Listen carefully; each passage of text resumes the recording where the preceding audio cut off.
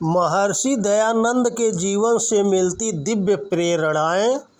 स्वामी दयानंद सरस्वती की साधुता और विद्वता उनके आचरण से प्रस्तुत होती थी। उनकी सरलता, निश्चलता, निर्भीकता उनके जीवन व्यवहार में स्पष्ट दृष्टिगोचर होते थे। वे जिन वैदिक मूल्यों व धार्मिक उपदेशों का प्रचार करते थे, उन्हीं के अनुरूप उनका जीवन भी था। सनातन धर्म के नाम पर फैले पाखंड व मूढ़ मान्यताओं का वे खुलकर खंडन करते थे। इस कारण कई लोग उनसे द्वेष करते थे, पर वे स्पष्ट सच्ची बातें कहने से कभी नहीं चूकते थे। वे कहते कि सत्य कहने के लिए मुझे मृत्यु का भी दंड मिले तो भी मैं उसे सहर्ष स्वीकार कर लूँगा। एक बार उन्हें कुछ लोगों ने कहा, महाराज, सच्ची व खरी बातें कहने के कारण कुछ लोग आपकी जान के दुश्मन बने हुए हैं और वे आपको मारने की फिराक में हैं। तब दयानंद जी ने कहा, आप कहना क्या चाहते हैं? क्या मैं अपने शरीर की रक्षा के लिए सत्य बोलना और सत्य का साथ छोड़ दूं? नहीं, मैं ऐसा हरगिज नहीं कर सकता। मेरी आत्मा तो अजर अमर है, फिर मैं शरीर की चिंता क्यों करूं? शरीर के मरने या मारे जाने की चिंता क्यों करूं? और एक दिन सचमुच वही हुआ जिसकी आशंका थी।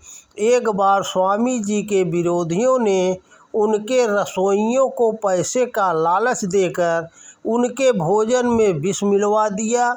यह बात स्वामी जी को पता चल गई। रसोइया भी घबरा गया। स्वामी जी ने उसे बुलाया और पूछा, तूने यह पाप क्यों किया? उसने आंखों में आंसू भरकर कहा, रुपए के लालच में। स्वामी जी ने पूछा, कितने रुपए का लोभ तुझे दिया गया? रसोइये ने कहा, 500 रुपये का। उसने फिर कहा, महाराज, मैंने बड़ा पाप किया है, अब तो वह फल मेरे कर्म में ही बंधा है।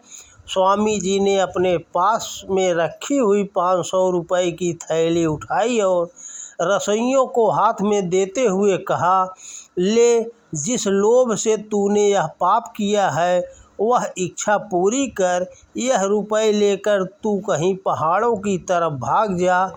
देर न कर, वरना पकड़ा जाएगा, फिर मैं बचा न सकूँगा।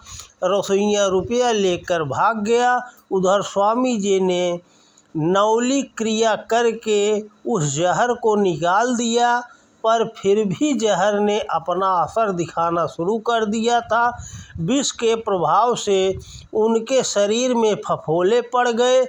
उधर जब स्वामी जी के भक्तों को रसोइयों की करतूत के बारे में पता चला तो उन्होंने उसकी रिपोर्ट तहसीलदार को दे दी। तहसीलदार ने उस रसोइयों को पकड़वा लिया। उसे हथकड़ी व बेड़ी से बांध दिया गया। तहसीलदार सिपाहियों सहित उसको लेकर स्वामी जी के पास पहुँचे। वे बोले, महाराज, अपराधी सामने खड़ा है।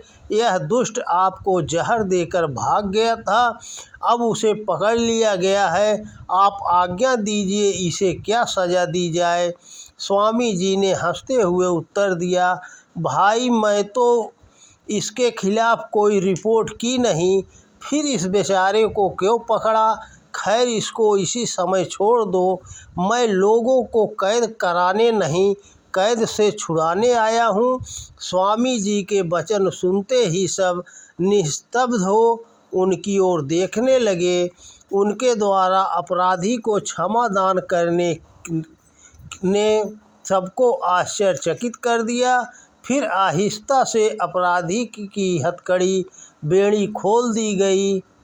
वह रसोइया बजाय भागने के स्वामी जी के चरणों में गिर पड़ा। वह बिलख बिलख कर रोने लगा, पर स्वामी जी ने तो उसे सचमुच माफ़ कर दिया था। उन्होंने अपने हर्म कर्म से जनमानस को शिक्षा दी, उन्हें ज्ञान दिया, उन्हें वेदों के मौलिक व वास्तविक ज्ञान से परिचित कराया, उन्हें धर्म के नाम पर पाखंड व मूढ़ मान्यताओं से मुक्त किया। अब स्वामी जी मृत प्राय हो चले थे। उनसे मिलने व उनके अंतिम दर्शन को कई लोग आए। उन्हीं में से एक श्री गुरुदत्त विद्यार्थी भी थे, जो एक बड़े विद्वान दर्शन शास्त्री व एक कट्टर नास्तिक थे। स्वामी जी से उन्हें इतनी घृणा थी कि वे उनका मुंह देखना तक पसंद नहीं करते थे। जब गुरुदत्त को पता चला कि स्वामी जी मृत प्राय हो चले हैं, तो उन्होंने सोचा कि चलो चलकर देखते हैं कि वह पापी कितने कष्ट से मरता है। आज उसका छटपटाना तो देख लूं। यही सोचकर वे स्वामी जी के पास पहुँचे थे। वह मरणासन्न महर्षि दयानंद प्रसन्न मुख होकर वहाँ खड़े लोगों को उपदेश दे रहे थे। जहर के प्रभाव से सारे शरीर में फफोले थे, पर आसपास भी कहीं आह शब्द नहीं था। ऐसा जान पड़ता था कि जैसे कोई स्वस्थ पुरुष हंस हंसकर उपदेश दे रहा हो। देखते ही देखते ईश्वर तेरी इच्छा पूर्ण हो, ओम कहते हुए स्वामी जी ने अंतिम सांस ली। चारों ओर से आंसुओं की सरिता बह चली। वहाँ केवल एक ही व्यक्ति था, जो दूर कोने में खड़ा एकटक ऋषि मुख की ओर देख रहा था। वह गुरुदत्त विद्यार्थी थे। उन्होंने देखा महर्षि के मुख पर, चेहरे पर अभी भी अपूर्व तेज है, प्रफुल्लता है, शांति है। आँखों में न तो आंसू थे, न ही चेहरे पर कोई सिकन, न ही दुख का कोई नामो निशान। यह सब देखकर गुरुदत्त का मन उनसे कह रहा था, गुरुदत्त, तुम उससे नफरत कर रहे थे जो नफरत से परे था। तुम उससे घृणा कर रहे थे जो प्रेम से पूर्ण था। गुरुदत्त की आंखों से आंसू भर आए। वे आज सचमुच पुस्तकों में नहीं, अपने जीवन के पृष्ठों पर ऋषि दयानंद चरित्र को देख रहे थे, लिख रहे थे। वह नास्तिक गुरुदत्त से आस्तिक गुरुदत्त हो चुके थे। सचमुच महर्षि दयानंद ने अपने हर आचरण व व्यवहार से लोगों को सीख दी, प्रेरणा दी। धन्य है ऐसे ऋषि, धन्य है ऐसे महर्षि। वे सचमुच महान थे, हम सब के प्रेरणा स्रोत थे। उनके जीवन से हम ऐसी अनेक दिव्य प्रेरणाएं लेकर अपने जीवन को दिव्य बना सकते हैं। उनकी महान रचना सत्यार्थ प्रकाश आज भी हमें सत्य के प्रकाश से आलोकित कर रही है। तो दोस्तों नमस्कार। वीडियो पसंद आए तो ज़्यादा से ज़्यादा शेयर करें। जय श्री कृष्णा। राधे राधे।